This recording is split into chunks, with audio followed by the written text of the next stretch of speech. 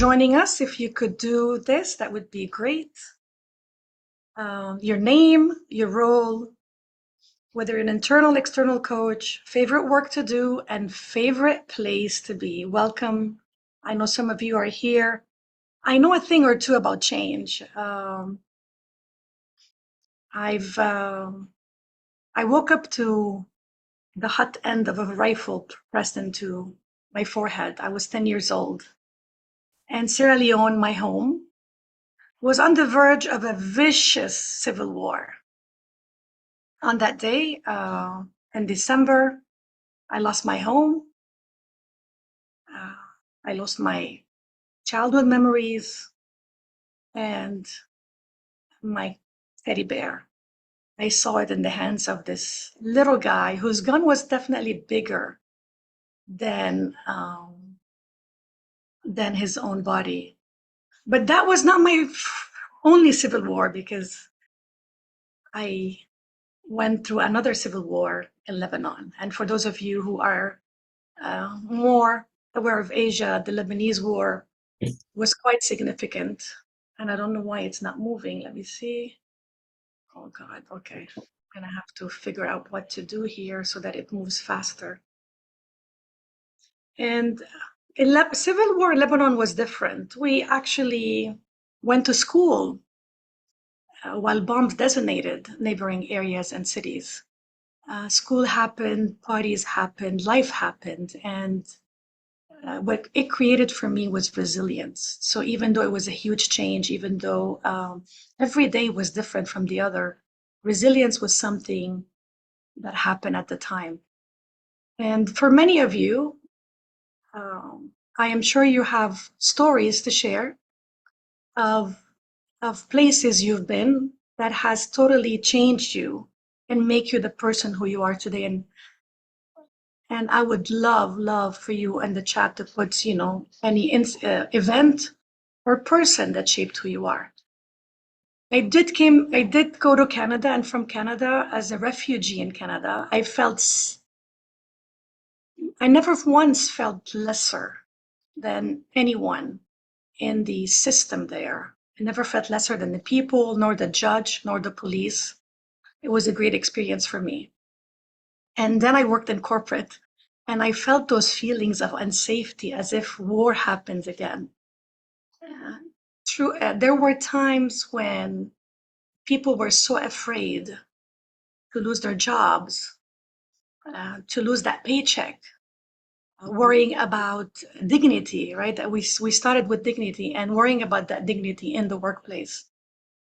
So I do see how the changes we are experiencing at corporate today can be truly impactful of the people that we support. Mm-hmm. So creating that connection, helping them with the grace of space to support them during the changes that they're seeing is really important. One of the things, sorry about this, I'm trying to, it worked perfectly, of course, before we started. Change is happening at a pace that's quite significant. I don't think it's anything new from earlier days, except that I hear my client tell me they're zoomed out. They're tired of Zoom. They're on meetings all day long. They don't have time to think. They don't have time to reflect. Right. Change is happening at a pace that is just not natural anymore. And every day there's more change. I spoke to a nurse last week who told me that on a weekly basis, 2 to 3 policies are changing. So that means the impact of that on their work, on the quality of work, on their time spent with patients is hugely impacted. 2 to 3 policies, care-related policies changing on a daily basis. So it's quite significant. And what are you hearing? I'd love to hear from you. What are you hearing from your clients? What are some of the changes you're hearing?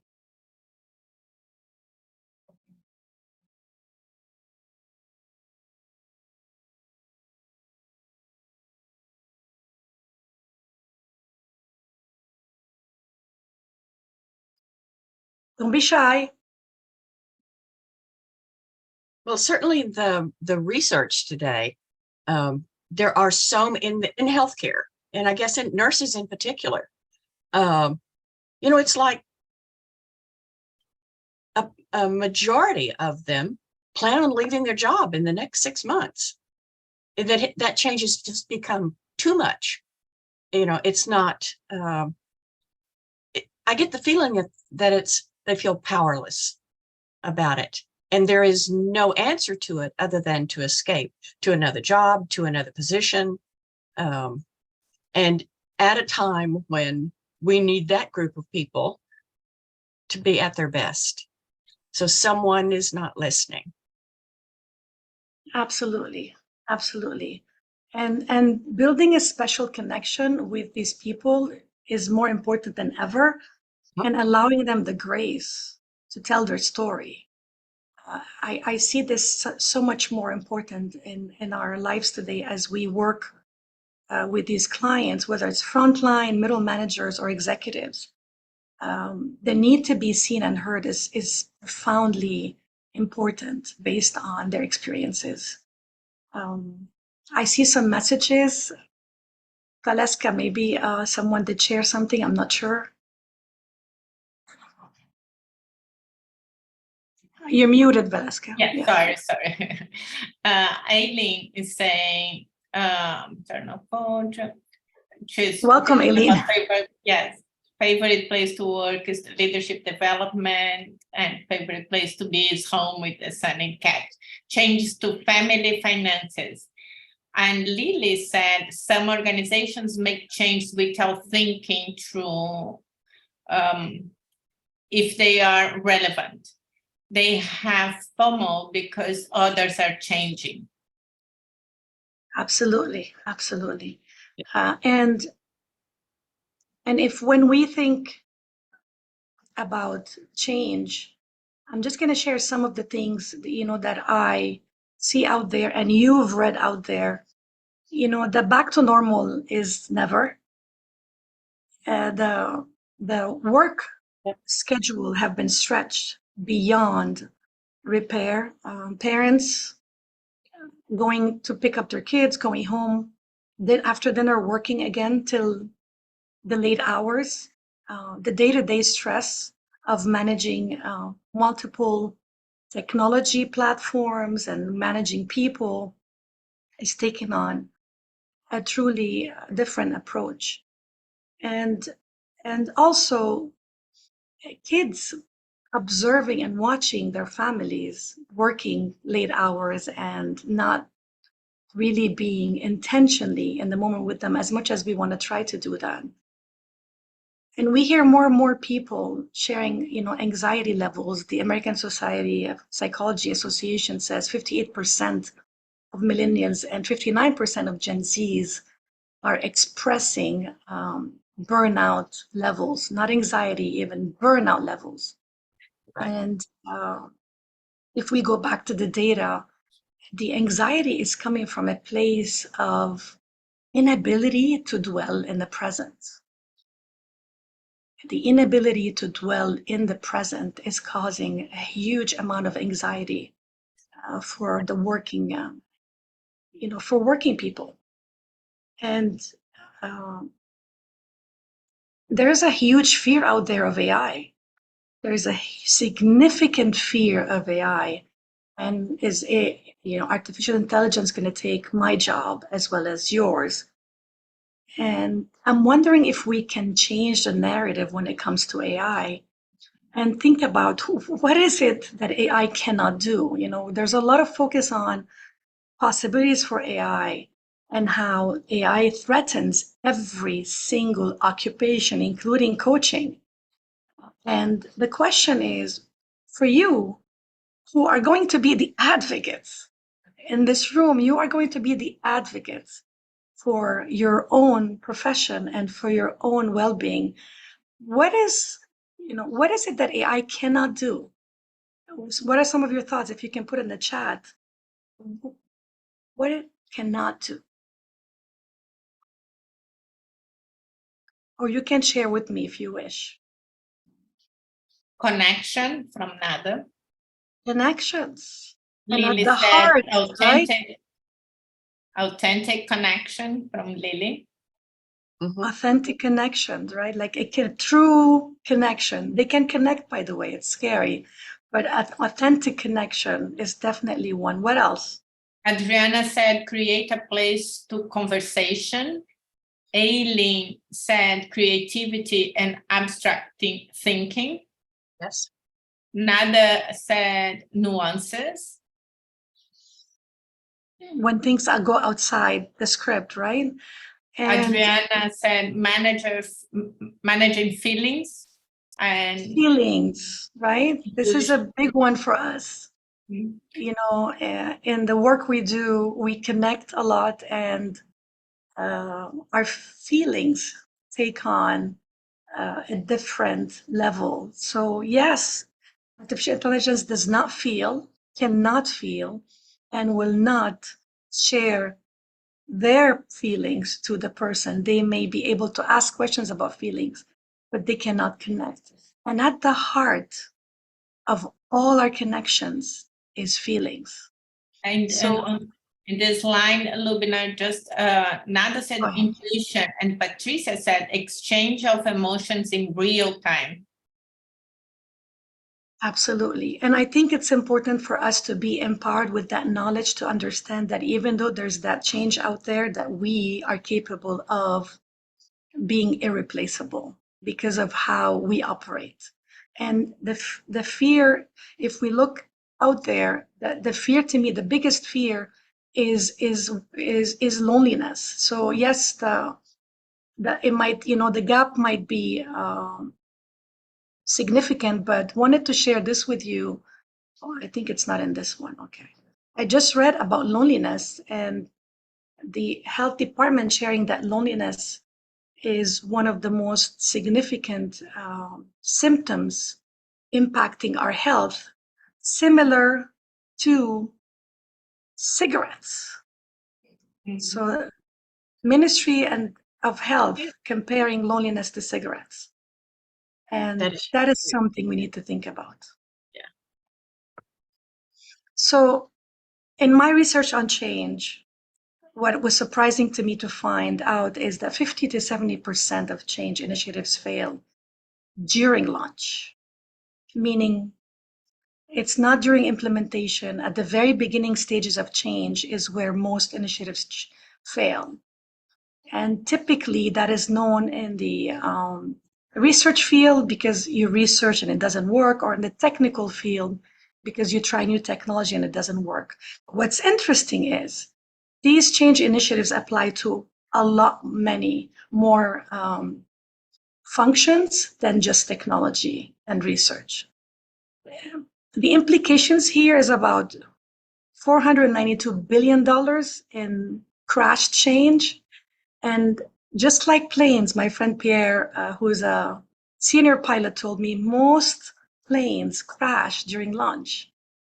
And same with change. It does fail during launch.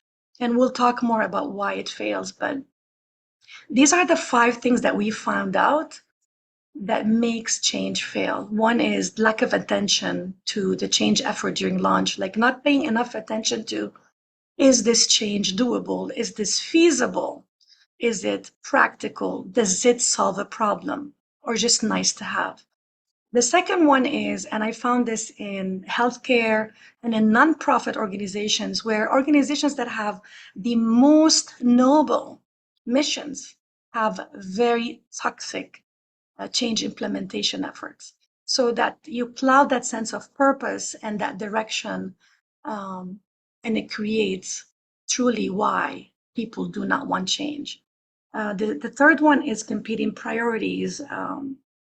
If you've worked in corporate, you know the biggest deficit that we face in organizations is executive competing against each other, which creates competing priorities in the organizations. And lately, no matter what organization I go to, I find managers totally overwhelmed with different changes coming from different departments. And that speaks to the lack of alignment at the top. And of course, the narratives. So I call it the 5 C's so you can remember it. And the fourth C is the collective stories of people. In South Florida, gossip is a big one. People love the gossip. And if I wanted something to go to every person in the organization, all I have to say is tell the secretary, don't tell anyone. And guess what happens? The whole world knows. And there is a lot of gossip going on and misconceptions about things that can destroy really healthy change efforts. Last but not least is value. When people do not feel valued during change, when they cannot contribute or cannot feel how their role can elevate that change, they do resist change. So in general, people do not resent change. On the contrary, people expect it. People get excited about it. What they resent is the lack of regard for their own personal experiences during change. And as you work with coaches, why would this be important to you?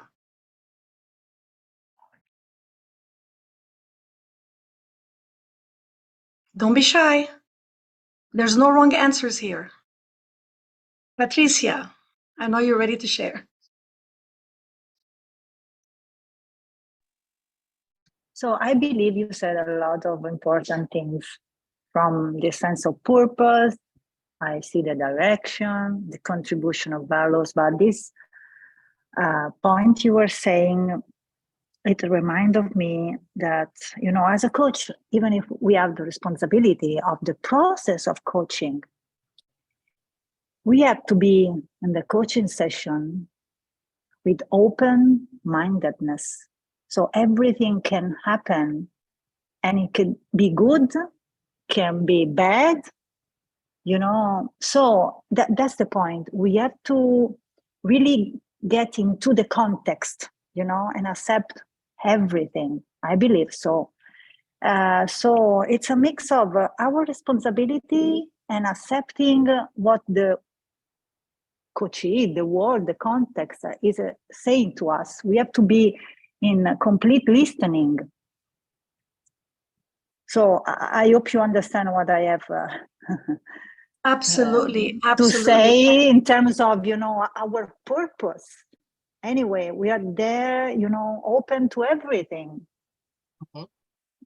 Mhm. Well, you said a very important word, and that was safety. And I'm not sure, you know, back to Loubna, you said something about we need to be able to allow people to share their stories. They may not feel safe to share their story. So what we can do is at least create a space for them to find a way to communicate it, at least to the person they report to. Mhm. And these are factors that are standing in the way of change, right? So understanding how the organization operates is critical when you're coaching. Sometimes, and if I go back 10 years ago, my focus was on that client. My focus was on helping them, advise them, do whatever it takes for that client. And sometimes many times I missed the circle of influence of that client. So we cannot ignore these points in terms of impacting change. I really started my PhD journey because of a huge change effort that I saw fail completely. This was a $5 million investment for us to go into a new medical record. And everyone showed up approving it, okay with it. 3 years later, I'm in the executive meeting reporting that out of 192 processes, only 11 sustained. So this whole effort failed drastically. And that, I thought if I do my PhD, they'll listen better to me. You know, and now they listen better because I'm outside corporate. So know that even when you're an internal coach, OD consultant, or L&D, your voice matters because sometimes it aligns to that voice that comes from the outside. We need you on the inside to be the superpower. I did not feel heard, but I am sure that my words impacted someone else. So I did this whole study based on it, only to find out that it all goes back to simple, basic human practices like communicating, allowing them to speak, allowing them to share the story. The physicians in the room that pretended to be okay with the new technology forum wanted things to be easier, but they felt everything was harder, but they were not being heard. So that's important hearing. And then you want to talk about the manager. And when you talk about the manager, whether it's the front line, the middle manager, or your top manager, the demand today for their attention is huge. The demand for them to be strong advocate for change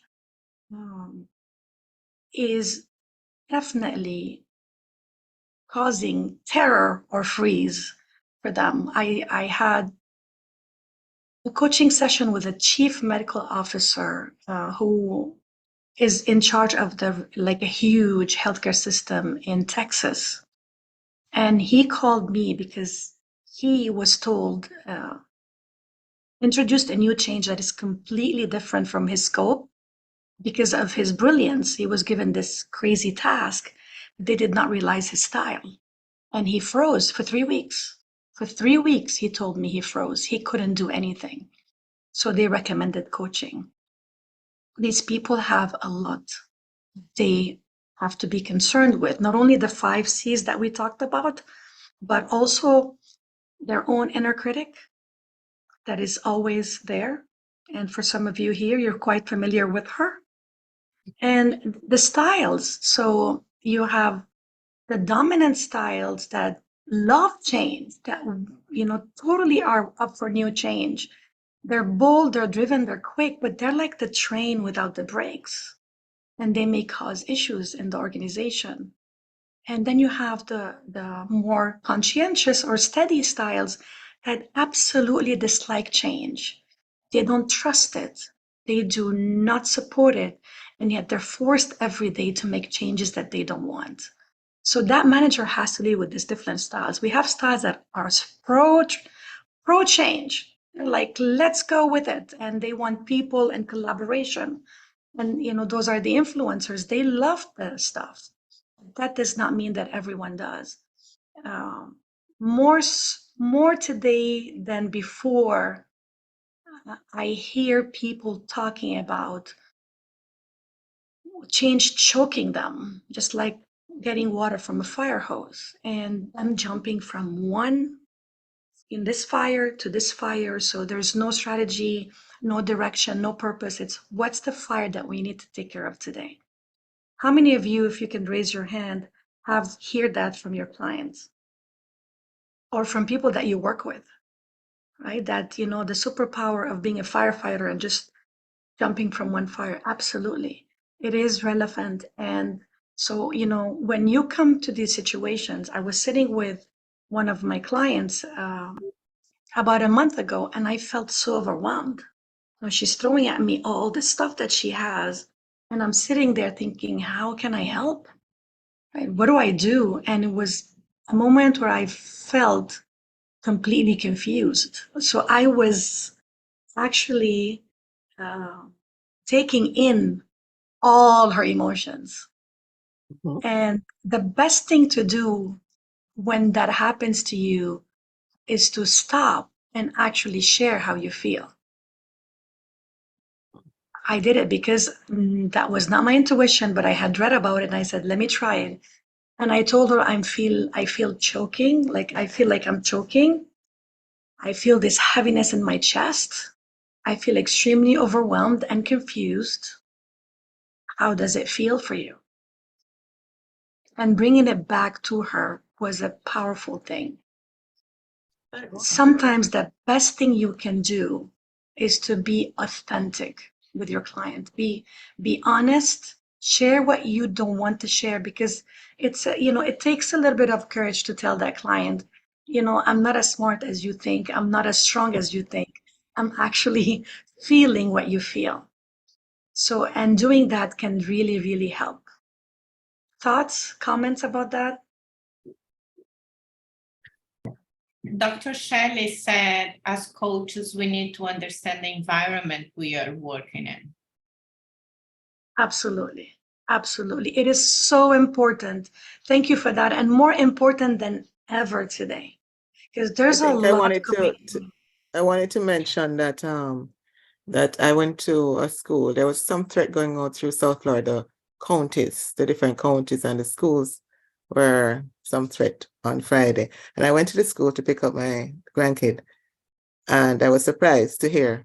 But when I asked, there was nothing happening. The threat was out there, but it's like we've gotten to this point of indifference now to something that is, the kids are very alarmed, and they actually called to be picked up. But when I went to the front desk, they were just there and smiling as ever, because this thing now is now being accepted as the norm, or there's a sense of indifference in these organizations. That stood out for me. That's scary. Yeah, and when you're putting out fires every day, you're exhausted, right? So your mental state is not as in the present as it is in the future or the past. Or similar to, living in Lebanon during the war, you get used to the risk of losing your life any day. And now that you can relate to that, we went to school, whether I came home once and the whole building was down. And yet we continued going to school as if nothing happened, because resilience does happen. And to your point, Shelley, it's going to happen, God forbid, but this is where we're going to get to a place where people do not respond as quickly because they're desensitized and have so much overwhelm that they don't know where to start. We've heard of police officers having the same experience in the field, right? Thank you for that. Thank you. Any other comments before I move on? Any questions before I move on?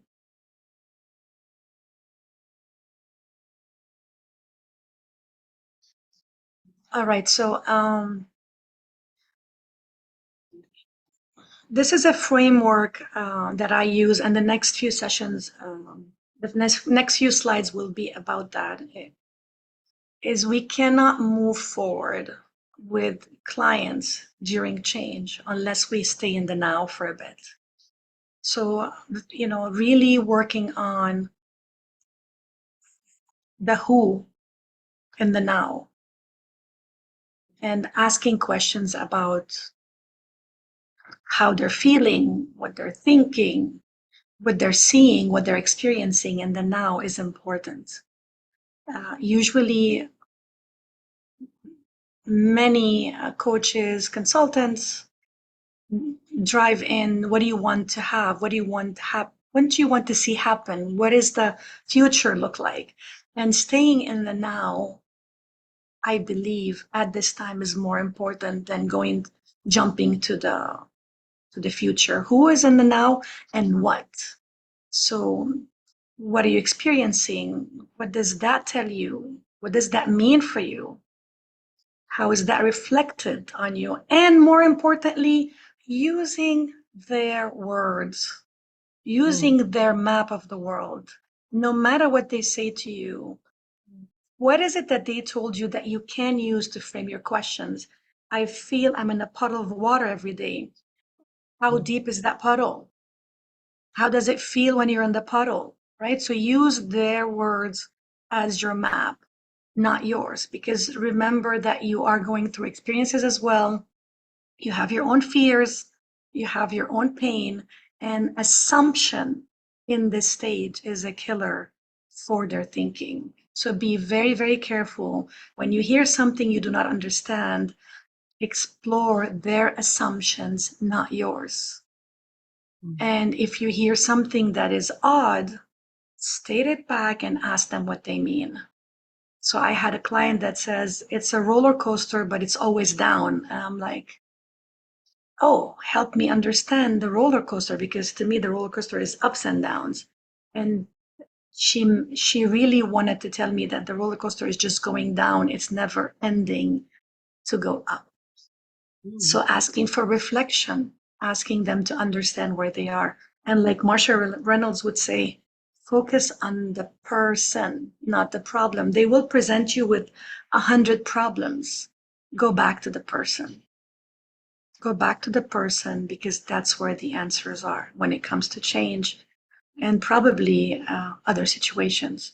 So here's a summary of the research, and this is hundreds of managers from frontline that we spoke to about their experience with change. And the four things that came up from the interviews were these four things. And the acronym is ADAD, and ADAD, for those of you who do not know, is the god of storm. So I found it to be relevant in this. And we are managing a storm of change. So we cannot do anything without acknowledging the loss. This is not my idea. For those of you who have read Transitions during Change, it's a great book, but that's a point in the book that I heard again and again. And I heard it from our teams. Acknowledge the loss, meaning let me complain. No one wants to hear you complain in corporate. No one wants to hear the voices that are nagging. They say troublemakers, they get negative nannies, they call them all kinds of things. Susie, some names we've heard. Yes. And the point is, we want to acknowledge the loss so that they can move forward, so that they can embrace what's new. And I cannot overemphasize driving connections, bringing people together, let them champion the change, let them create the change. So when you're working with managers on this, ask them, how are you using your resources? How are you influencing your team? Who's on this? And guess what I'm hearing more often than not is, oh, they're so busy, I don't delegate to anyone. I'm doing all the work. They have no time. And that's a big mistake. Bring in the connections, create the connections.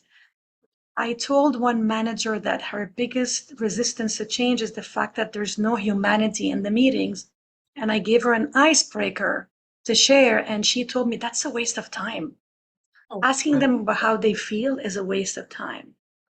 So going back to understanding your client's style, what is their style?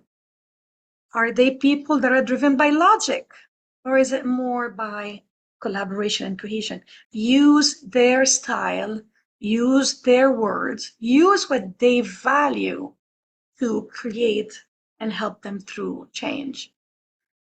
And humans are very adaptable, which is a great quality.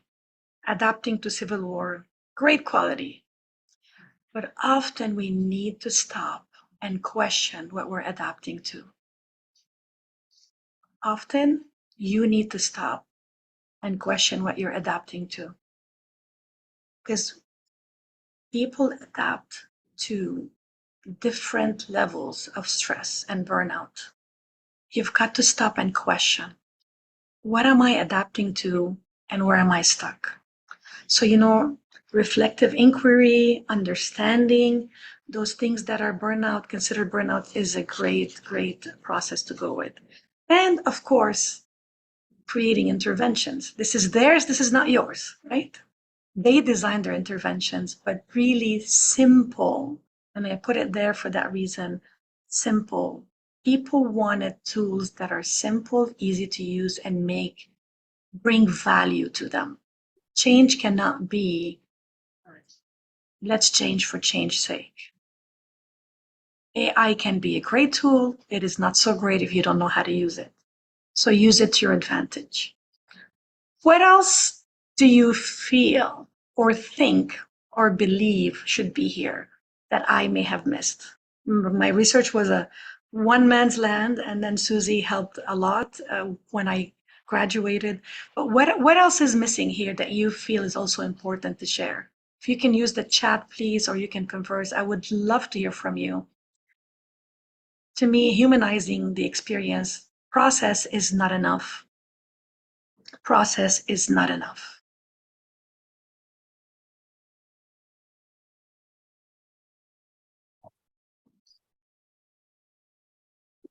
Adriana said emotions.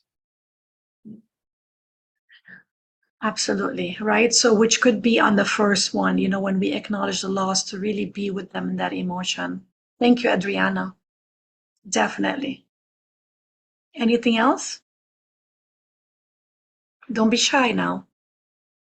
I'd love your feedback. I'd love your experience. And I'm sure the collective will benefit from it as well.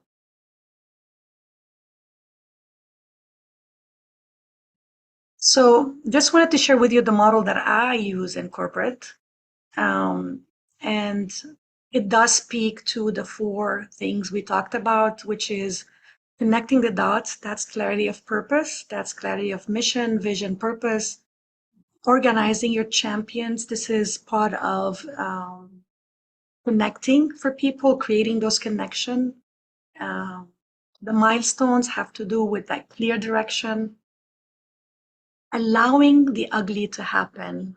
I had one of my really great clients tell me that he does not want any mess or chaos in his meeting because he hates it and he freaks out when it's messy.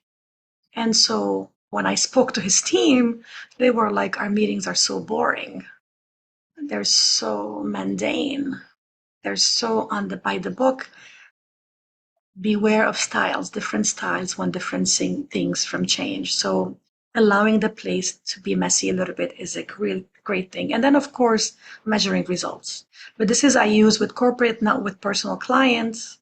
And before I close, because I promised time for questions, I'm going to open it for questions. Ask me anything, or you give me your comments.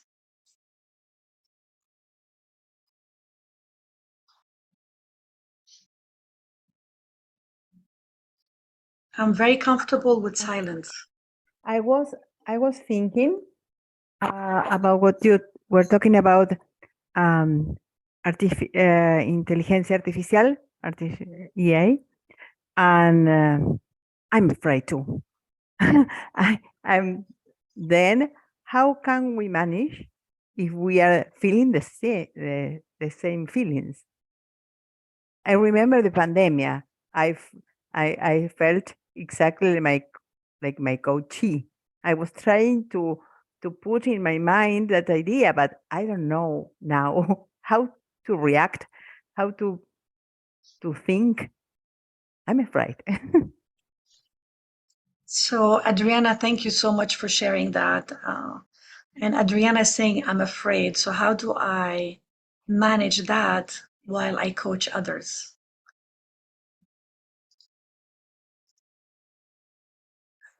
Nada, you want to share your insight from your previous speech about this or anything? I try to be relaxed, to be calm, try to accept the feeling, and try to wait what will be happen in the future. No, I try to stay in the present, what I learned during pandemia, and try to stay with others. Not anymore. Anyone else want to share their insights on this? Regarding the artificial intelligence? No, regarding the fear in general, like if I'm afraid and I'm feeling what my client is feeling, how do I manage that when I'm supposed to be showing up as, you know, the stronger, more grounded? Like, what are some things we can do to help Adrienne, or anything, any feedback you have? I don't know. I think that when we are in fear, there's a lot of worrying that comes with it, right? And I often say this quote, like, worrying is like being on a rocking chair. it makes you feel that you're doing something, but it doesn't get you anywhere. So usually when we worry, it's good to have a plan to get back a sense of control. So maybe, what are your fears? What can you do? So the worst case scenario, and what is the plan for you in case this worst case scenario happens? And believing that you have all the resources needed within yourself to go through this challenge or this scarcity or this fear. I don't know, I guess. Yeah, absolutely. This is Thank you for how I that. would- Worrying is like being on the rocking chair. You think you're doing something, but you're not going anywhere. I love it. Thank you for that. I love that too.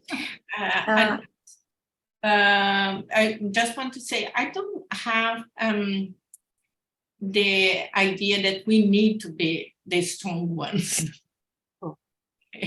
And I think, first of all, we are humans, and I think as coaches we need to embrace our humanity and our vulnerability as well. So being aware of our fears is what helps us not mix up with the client's fears, right? I think being aware of my fears keep me grounded, and then I can I can see my clients and mine are two separate and don't mix up. That's my opinion. I remember Adriana reading in a book, hold your fear like a mother would hold a child. I love that. Yes. And rock it and be with it. Thanks. And many of you know the circle of control is, what is it in my control? What can I control? And everything else really is a waste of your energy. Everything else Yes. is going from. Yes. So, any other questions?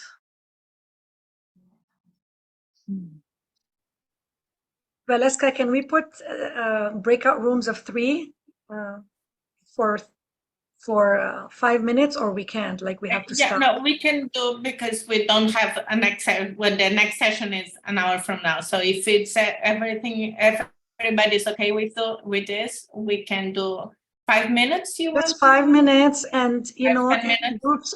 groups of 2, just to say hello to each other, and one takeaway from you from today, and you come back. We'll give you 3 minutes. Let's give them 4 minutes. Groups of 2, okay. And I'll put it in the chat.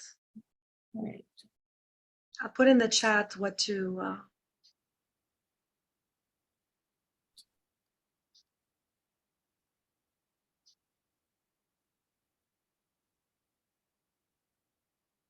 Did you send the invites to join? Yeah. Yeah. Awesome.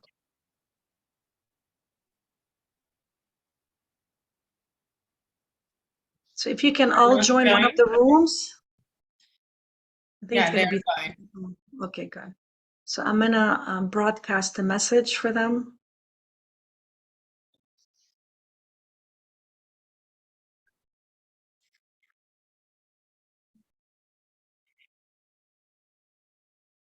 Okay. Let's stop the recording until they come back. You give them courage. Give them courage. Welcome back, Gillian. Thank you. So Jill and I are literally like in the same office looking at each other. Oh. Oh. So where do you work? Where do you work? Down in Miami. It's beautiful. Awesome.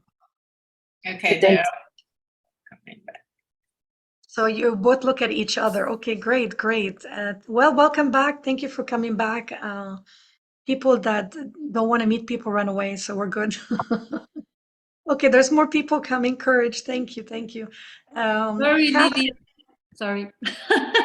Catherine, you want to share your insight, and then we'll go to others. What's just key takeaways for you? I'd love it, because we learn from each other as well. Yeah, for me, I like the 5C model. And I was talking about my experience with ADKAR, which Jill has heard over and over again. But I enjoy the way that this overlays on top of it and takes into account people's emotional responses, as well as just the process that we're trying to march through. Thank you for that. Thank you. Who else would like to share? I can also go. I was sharing with Patricia that and also Kate and I being some of the only internal coaches here, it was also very interesting to hear that multiple organizations are facing the same thing, and when launching projects, because we feel that there are so many things that are there's always something going on. So when they crash, that feeling of everybody being so down, or the competing priorities, that no alignment or vision or direction and things like that, that it's reassuring also to know that it's not just us and that there is other people facing the same thing. Yes. Call us to help you, to talk to your people. We'll tell them, we'll convince them to listen to you. Yes, absolutely. Yes, you're not alone. And I think it's it seems unfortunately to be just let's run with it instead of let's pause so we can do better with it. Right? So that pausing is so important. And learning to pause in our lives as well, guys, like really learning to pause on a daily basis and set the intention is a powerful way. Who would like to go next? Our Come group on. spoke. Yay, go, Dr. Shelley, go. You want to share? Our group spoke about you actually. We thought that you were. Are you hearing me? Yes. Yeah. So we thought you were the way you were calm when you're expressing yourself. It led to a more memorable presentation and how we should react in times of turmoil. I liked your vulnerability when you mentioned that the example that you gave about the young lady who was just going on and on and on, and then you were becoming overwhelmed and you were able to express it to her. And that's vulnerability, and that is something that I know we maybe struggle with it, to say, hey, you're making me feel like claustrophobic, or like really like I'm dying in this, but not in those words, obviously, but it's that vulnerability. So it's calm in one sense with the change that you're going through, and also being able to, once you're calm, the other person will naturally be calm, or may get angry at you for being so calm. But that stood out for you. And Susie summed it up pretty well. She said it was your courage. Yes. Thank you. I do think it takes a lot of courage. Shout out to you, Loubna, because what you've done there is you have modeled in a beautiful way to state how you're feeling in the present moment. And people don't know how to do that. Right. So that validation alone is a magical step, I think. And thank you for that. And it's really important to, when you feel it, like when it's hitting you and you feel this bombarded by someone, to let them know how it feels, because it also goes back to help them reflect. Yes. Because it must be hard to live like that all day long. It must be very hard. Right? So how do we go into third, where I'm watching myself go through this instead of being in it? How can I get out of it and observe myself in third? And I do want to give credit to, there are in ICF coaching, peer coaching. The global ICF has it, and and with level coaching. And it was one of the coaches in there that told me, just tell her how you feel. I'm like, yes. And, and it was great. It was great. It was so relieving to just say it without drama, right? Because it's about them. It's not about me. What I'm going to say is going to serve them. Because I said, this is how I feel. How do you feel? Right? So it's about her. It's not about me. Okay, what else? Who else wants to share? Who's next? I can go. I can share. Yay! I like the Adad. Oh, Haddad, Haddad. And I didn't know that it was the god of the storm. God of the storm. So I like that, and I like the acknowledging part, because I was telling Lily that very often when we go through a loss, we want to directly get back what we have lost. So we don't acknowledge, actually. We very quickly want to get what we have lost again, and I think that we do it as a fight or flight reaction, or I don't know, to protect us or have a sense of control again, or Yes. whatever. And very often we take this, we make bad decisions, but and we don't acknowledge. We're very much like, I lost my job, I want a new one, but okay, can you just wait and or anything else? But Beautiful. Thank you for that. Hold it, right? Hold it like a child. Mhm. Allow it. And you might see a child going like this at you, and just hold it. Hold the space. Adriana, hold the space for your fear. Hold it, acknowledge it, be with Right. it. Yeah, because Nice. I think the more you resist it, the more it will take proportion and space in the more you let it flow, let's say, and the less it will dissolve, maybe. I don't know. Mhm. I expand a little bit on your sentence, Loubna. I love the analogy of holding the baby. So I wrote, hold your fears as a baby, embrace it, look at its face, talk to it, and put to sleep while you conquer the world. I think Beautiful. that's what we need to do with the fear. Beautiful. Thanks a lot. Anyone else for last words before we close? I want to thank you for the opportunity. Thank you, Valeska, Nada, and many of you who worked tirelessly to make this happen. Thank you, Thank Nada. you. I hope I have been able to elevate your experience just a little bit for today, and humanity and emotions. If we can connect to that, there's no AI in the world that can get through us. That's right. Thank Right. you very much, Loubna.